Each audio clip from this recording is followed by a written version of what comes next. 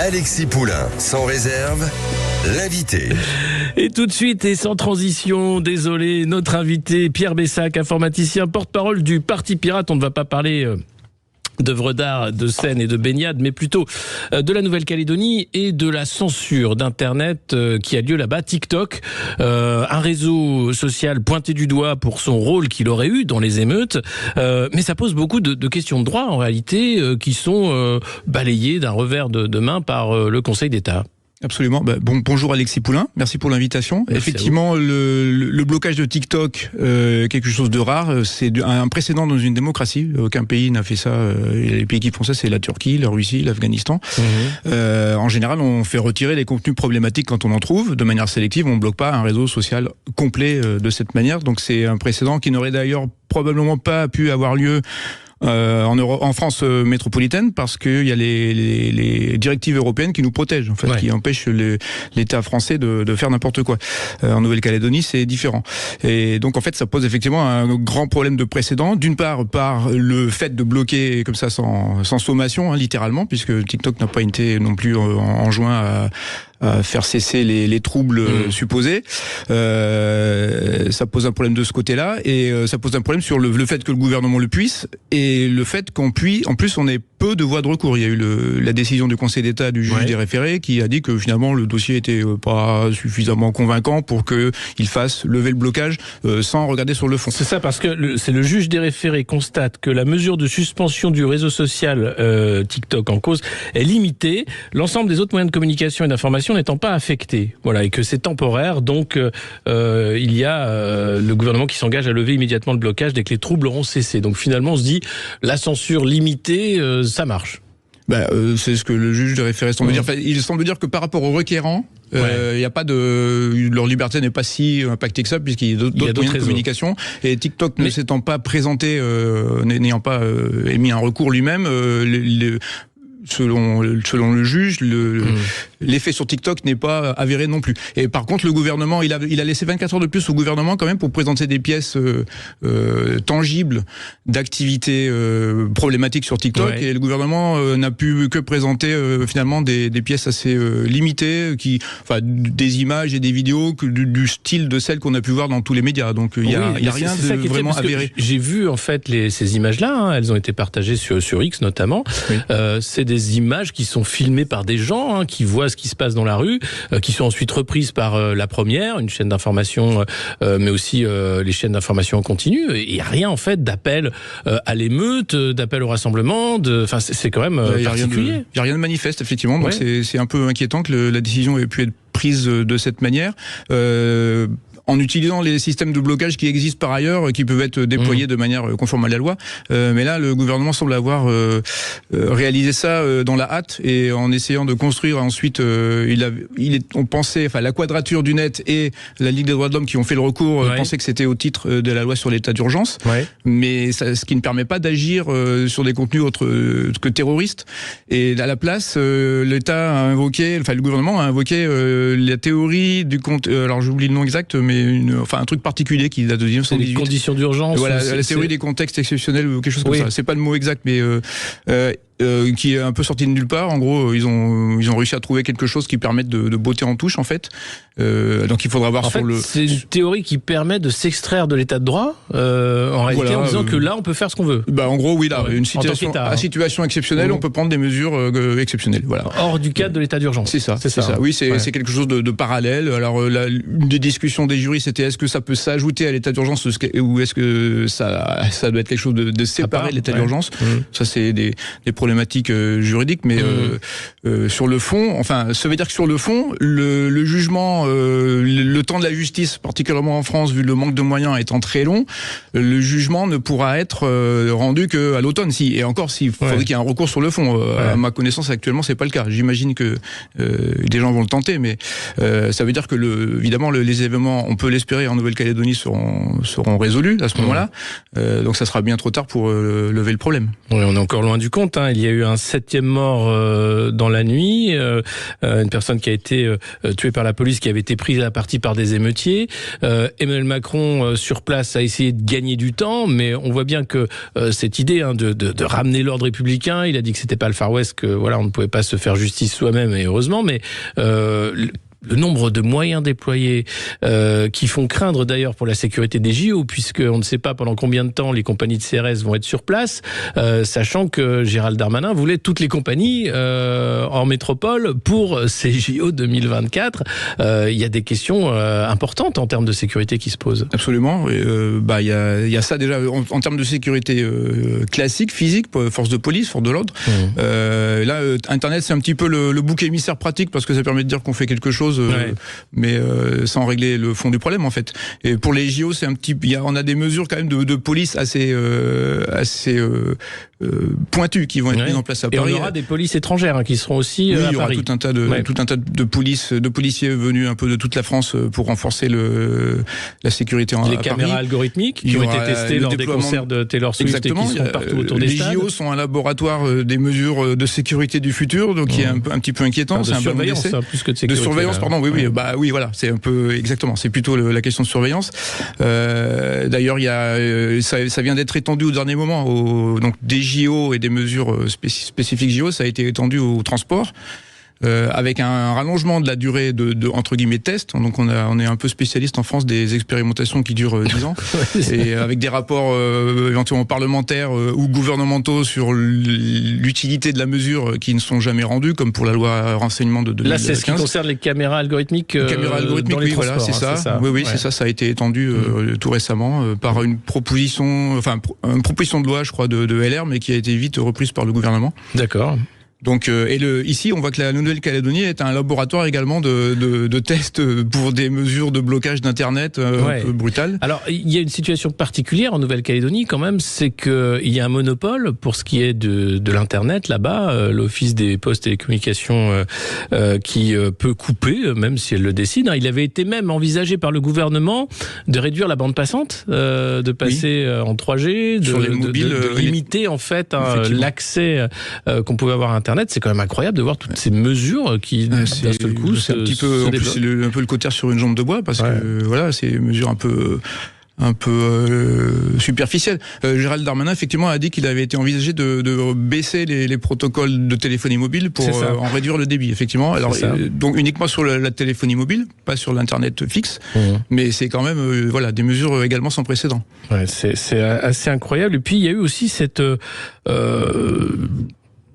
allégation comme quoi il y avait eu une attaque informatique, une cyberattaque de grande ampleur qui aurait pu faire tomber le réseau en Nouvelle-Calédonie, réseau qui tient à un câble sous-marin, donc qui fait qu'effectivement on aurait pu aller plus loin. Et cette attaque est assez ridicule en réalité, puisque c'est à la portée de tout le monde, enfin tous les gens qui bricolent. Est-ce que vous pouvez expliquer, parce que c'est assez ridicule. Alors, ce sont des attaques par saturation, c'est-à-dire en gros c'est l'équivalent d'un embouteillage. Vous envoyez plein de voitures virtuelles sur le réseau, et donc les circulations normales sont bloquées également. Donc ça s'appelle des attaques par déni de service. C'est relativement facile à faire. C'est vraiment le degré zéro de l'attaque de l'attaque informatique. Ça peut être fait par un collégien un peu dégourdi avec il y a des réseaux même pour ça qu'on peut acheter pour des réseaux de PC de vous et moi virusés qui sont dans le monde entier et qui vont envoyer automatiquement des mails. On peut leur dire tu vas saturer tel serveur, et il y a 400 PC qui vont envoyer du trafic vers l'adresse cible. Et donc en fait l'attaque a été décrite comme extrêmement importante et tout, mais non, il y a déjà eu des précédents d'ailleurs d'attaques qui ont duré des semaines, qui étaient où les experts expliquaient que ça ne pouvait être que le fait d'un acteur étatique, et où on s'apercevait à la fin que c'était deux bandes de collégiens qui se battaient sur leur serveur de jeux vidéo. C'est ça, c'est incroyable. Donc là, encore une fois, les IP étaient russes, donc c'est la preuve que c'est les Russes. Alors oui, pareil, les experts savent très bien que typiquement si c'était les Russes, ils seraient peut-être pas assez stupides pour envoyer des données depuis leurs propres adresses. Donc effectivement, il est très facile avec les VPN, par exemple, les réseaux privés virtuels, de simuler sa présence à une autre adresse. Et typiquement avec ce type de réseau d'attaque, on peut se faire, on peut utiliser des adresses n'importe où. Donc l'adresse n'est absolument pas un élément pertinent pour trouver la source de l'attaque, et les experts comme ceux de l'ANSSI, par exemple, l'Agence nationale de sécurité des systèmes d'information, le savent très bien. Donc après, ça peut être récupéré politiquement, effectivement, ou en com, pour essayer d'attribuer l'attaque. Mais là, c'est plus de la technique, c'est de la géopolitique. Eh bien, on se retrouve dans un instant avec notre invité Pierre Bessac, informaticien, porte-parole du Parti Pirate, pour parler de cette censure de l'Internet, en quelque sorte, en Nouvelle-Calédonie. Si vous voulez réagir ou poser des questions à notre invité, 0826 300 300. À tout de suite. Sud Radio, midi 13h, Alexis Poulain, sans réserve. Sud Radio, midi 13h, Alexis Poulain, sans réserve. Et on se retrouve avec notre invité Pierre Bessac, informaticien et porte-parole du Parti Pirate, pour parler de cette censure de TikTok en Nouvelle-Calédonie. La justice a donc rejeté la demande des requérants. Il y avait la Quadrature du Net et d'autres qui demandaient l'arrêt de la suspension de TikTok, en disant que finalement il n'y avait pas de problème à bloquer ce réseau social, puisque les autres réseaux étaient disponibles et que c'était limité dans le temps. Mais c'est une mesure qui va peut-être en déclencher d'autres, ou qui habitue les populations à ce type de mesures liberticides, non ? Il n'y a pas là un côté laboratoire de la dictature ? Clairement, enfin, il y a un laboratoire des mesures de blocage, de censure, etc., qui n'a pas pu être fait pendant les émeutes de juillet de l'été dernier. Mais c'est préoccupant sur le fait, effectivement, que ça habitue la population à être bloquée, censurée, etc. Donc c'est préoccupant pour l'avenir, parce qu'on voit, enfin c'est pas nouveau, on voit depuis une dizaine d'années que petit à petit Internet est un lieu de passage obligé de notre vie de tous les jours. Donc c'est de plus en plus tentant pour les États de s'en servir pour nous surveiller, nous censurer, etc. Donc c'est... Et là, en juin dernier, si on fait référence aux émeutes de juin dernier, là encore, les unités d'élite avaient été déployées, la BRI, le RAID, le GIGN, etc. Et il avait été évoqué cette censure des réseaux sociaux, impossible du fait des traités européens, mais quand même, des contenus avaient été invisibilisés, ou du moins les réseaux avaient répondu positivement, en disant oui, effectivement, Snapchat et TikTok. Pourquoi ces deux réseaux en particulier, et pas Facebook, X, etc. Parce que ces réseaux-là font déjà de la censure Alors, je pense que surtout, c'est que ces réseaux sont majoritairement utilisés par des jeunes, en particulier TikTok. TikTok aussi a un effet de viralité très fort. On voit tout de suite quand on l'utilise. On a un compte Parti Pirate dessus. On a vu, on voit des vidéos qui partent en viral de manière assez peu prévisible d'ailleurs. Donc il y a un effet très fort de viralité sur TikTok qui peut faire peur, effectivement. Mais a priori, il y a des procédures en fait de retrait sélectif de contenu, évidemment, pour pas avoir à bloquer un site entier, un service entier. Qui sont à utiliser, qui sont faites pour ça. Et donc c'est aussi aux réseaux sociaux de répondre de manière diligente aux demandes de la police et de la justice. Mais au-delà de ces mesures d'exception avec l'état d'urgence, mesures exceptionnelles, on voit qu'il y a quand même depuis l'élection d'Emmanuel Macron une multiplication de lois de censure des réseaux sociaux qui ne portent pas ce nom-là. Mais d'abord la loi Avia, qui a été totalement retoquée à l'époque par le Conseil d'État. Et puis ça revient par la fenêtre finalement avec la loi contre les discours de haine, etc. La loi de la régulation de l'espace numérique. La loi SRN, oui, tout à fait. La loi SRN. Effectivement, la loi SRN avait des dispositions assez brutales en termes de bannissement, alors que ça vient d'être retoqué. En termes de blocage administratif aussi, c'est-à-dire blocage sans juge d'un site. Il y avait un certain nombre déjà de choses existantes qui permettaient de bloquer des sites, donc des sites majoritairement de contenu très grave. Donc typiquement un blog faisant l'apologie du terrorisme ou un site contenant majoritairement des vidéos pédopornographiques. Donc là où il n'y a pas tellement de questions à se poser sur le retrait de contenu, on bloque, sans jeu de mots. Puis voilà. Mais petit à petit, ce genre de mesures administratives, de blocage sans juge, en fait, est étendu. Et la loi SRN a sensiblement étendu il y avait des termes très flous qui permettaient aussi de censurer des contenus politiques. Quasiment. Tout à fait, oui. Il y a eu aussi les lois, par exemple la loi sur la majorité en ligne qui a été, on a exigé depuis 2020 à peu près, 2020, des sites pornographiques qu'ils vérifient l'âge des personnes qui accèdent pour vérifier, de manière plus forte plus formel, qu'autrefois. Ouais. Voilà, donc vérifié. Donc ça veut dire que chaque utilisateur de site, théoriquement, devrait pouvoir être en mesure de prouver son âge avec une identité dérivée, des choses comme ça. Mais l'article de loi qui concerne les sites porno concerne également les contenus violents. Donc pendant la présidentielle 2022, il y a une vidéo de campagne d'un candidat qui a été bloquée pour raison de contenu violent parce qu'elle contenait des images d'actu. C'était Éric Zemmour, pour pas le nommer. D'accord. Donc la vidéo d'Éric Zemmour était soumise sur YouTube à déclinaison d'identité. Même sur les contenus violents, on a la question aussi, on a vu toutes ces violences, la répression des gilets jaunes, lors des manifestations pour les retraites. Il y a aussi l'utilisation par les citoyens de ces vidéos qui ne sont pas montrées par les médias pour montrer les violences policières. Absolument. Et avec ces lois-là, ça permettrait d'invisibiliser ces violences policières, de faire comme si elles n'existaient pas, et puis d'empêcher l'alerte citoyenne sur ces faits. Absolument. Potentiellement, alors on n'en est pas tout à fait encore là, mais effectivement, il y a des questions à se poser là-dessus, sur la possibilité de faire disparaître des vidéos un petit peu ennuyeuses pour le gouvernement, et les forces publiques. Et autre cheval de bataille, c'est la fin de l'anonymat sur Internet. Alors, est-ce qu'on peut dire une fois pour toutes que l'anonymat sur Internet, ça n'existe pas, ou alors c'est réservé à une petite élite de hackers, mais globalement, on a le pseudonymat, mais à partir du moment où la justice demande à un fournisseur d'accès à une plateforme une identité derrière un compte, c'est possible de l'avoir. D'ailleurs, des gens sont en prison pour harcèlement, cyberharcèlement, il y a déjà eu des jugements. Voilà. Alors, beaucoup de gens estiment qui peuvent cyberharceler ou menacer de mort ou autre, qui seront pas retrouvés, mais ça se passe pas comme ça. Ils se retrouvent devant la justice, ils sont tout surpris. Donc il faut que les gens soient conscients que si vraiment ils font n'importe quoi, on peut les retrouver dans la plupart des cas. Donc les demandes. Alors après c'est pareil, les demandes d'arrêt sur l'anonymat. Donc il y a Paul Midi, le rapporteur de la loi SRN, qui a tenté de faire passer ça et qui revient à la charge d'ailleurs, qui est revenu à la charge après avec une tribune. L'idée derrière, c'est de forcer en fait à terme l'identification de tout le monde sur Internet.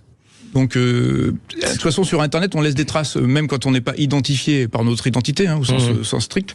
On laisse des traces partout. On laisse des cookies, on laisse des adresses de connexion, on laisse tout un tas de choses. Donc, il est très difficile, effectivement, d'être intraçable. C'est quasiment impossible. Donc, il y a une volonté, en fait, on nous dit souvent il faut qu'Internet soit soumis aux mêmes règles que la vie réelle. Mais quand je vais dans la rue, j'ai pas besoin j'ai même pas l'obligation légale d'avoir ma carte d'identité, en fait. Donc je peux faire tout un tas de choses de manière totalement anonyme, acheter du pain, faire mes courses, etc., me déplacer en voiture. Sur Internet, j'ai mon adresse IP qui me trace également de la même façon qu'une plaque d'immatriculation de voiture. Donc en fait, on demande à Internet de nous tracer plus, et c'est contre ça aussi qu'il faut se battre, parce que c'est une restriction, littéralement, on se dirige, si on n'y prend pas garde, vers un régime à la chinoise, à plus ou moins court terme. Ça va en fait beaucoup plus vite que... J'avais fait une conférence sur la dystopie qui nous menaçait. En fait, les propositions parlementaires ont été plus vite que mon imagination. Donc c'est un petit peu... Ce régime de contrôle social, en fait, de crédit social. C'est ça. On voit aussi l'arrivée dans nos vies des QR codes. Alors, à l'aune de la crise Covid, il y a d'abord eu les auto-attestations, puis ensuite ce pass sanitaire avec ce QR code. Arrivent les JO et on nous ressort le double QR code pour avoir le droit de se déplacer dans Paris, où là, on supprime même la liberté de circulation. Oui, étant parisien, je n'ai pas encore fait ma demande sur la plateforme. Je vais pas aller le long de la Seine le jour de la cérémonie, mais je vais en avoir besoin pour me déplacer dans mon quartier le jour de la course cycliste. Et vous en pensez quoi de cette mesure ? C'est très bizarre, parce que déjà il faut fournir patte blanche, il faut s'enregistrer sur un site en fournissant sa carte d'identité, ses motifs, enfin tout un tas de trucs, des CERFA, des machins, des trucs. Un justificatif de domicile. Voilà, il y a une liste de pièces à regarder sur le site en question. C'est assez effarant, parce qu'il y a peut-être 30 ou 40 cas, suivant qu'on est taxi, restaurateur, livreur, etc. C'est ultra complexe, et on n'a pas trop d'informations sur ce qui va se passer après pour les informations collectées. Oui, parce que ensuite, le renseignement intérieur doit scanner les profils pour voir si vous n'êtes pas sous fichage S. Toute demande va être soumise à enquête de police, donc c'est quand même grave. Oui, c'est grave. Et les gens y vont quand même. en disant oui, les Parisiens sont pas très satisfaits de la situation. On va voir comment ça se passe. Actuellement, seule la partie inauguration est ouverte, donc on peut voir un peu comment ça se passe si on veut aller à l'inauguration. Mais effectivement, c'est préoccupant sur les questions de liberté publique et de traçage dans notre vie de tous les jours. Oui.